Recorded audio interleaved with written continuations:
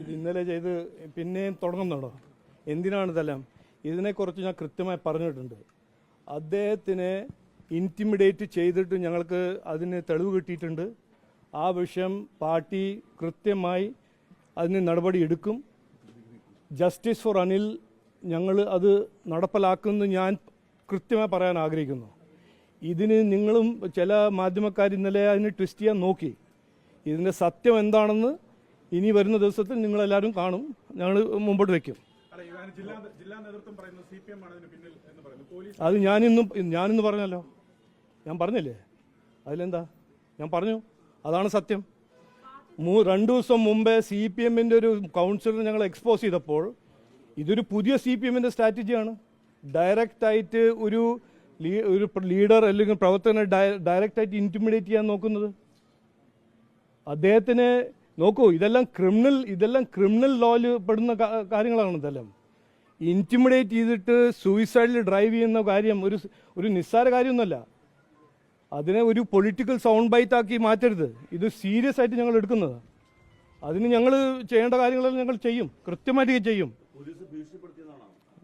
ഞാൻ പറഞ്ഞല്ലോ, അത് ഇന്നലെ കരമന ജയൻ പറഞ്ഞില്ലേ?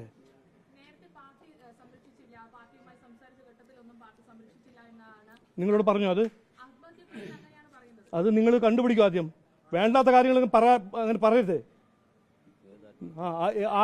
എവിടുന്ന് വായിച്ചു നിങ്ങൾ?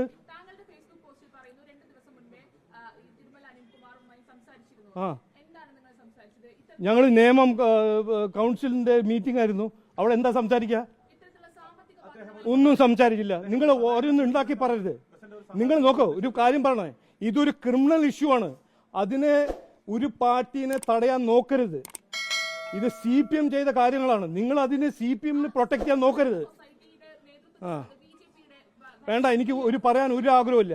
നിങ്ങളിങ്ങനെ നുണ പറഞ്ഞ് CPM-നെ പ്രൊട്ടക്ട് ചെയ്യാൻ നടന്നാൽ ഞാൻ പറയാൻ ആഗ്രഹിക്കുന്നില്ല.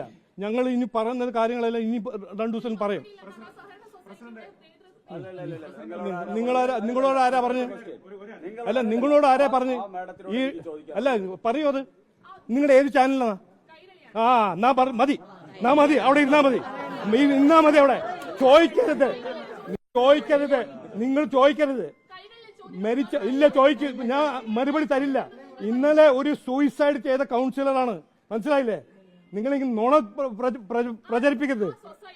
പിന്നെ ഇല്ല, ശുദ്ധ നുണയാണ്.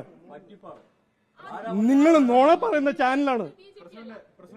ഒരു നാണമില്ലാത്തൊരു ചാനലാ.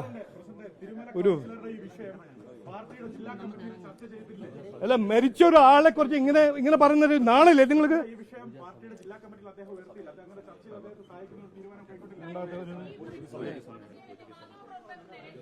നിങ്ങൾ മാധ്യമപ്രവർത്തകരല്ല. നേരിന്റെ വാർത്തകൾ നിങ്ങളുടെ വിരൽത്തുമ്പിലെത്താനായി സാഗ് ന്യൂസ് ചാനൽ സബ്സ്ക്രൈബ് ചെയ്തും ഷെയർ ചെയ്തും ഒരു ശരിയായ മാധ്യമ നിലപാടിനൊപ്പം നിൽക്കാൻ ഞങ്ങൾ നിങ്ങളെ ക്ഷണിക്കുന്നു.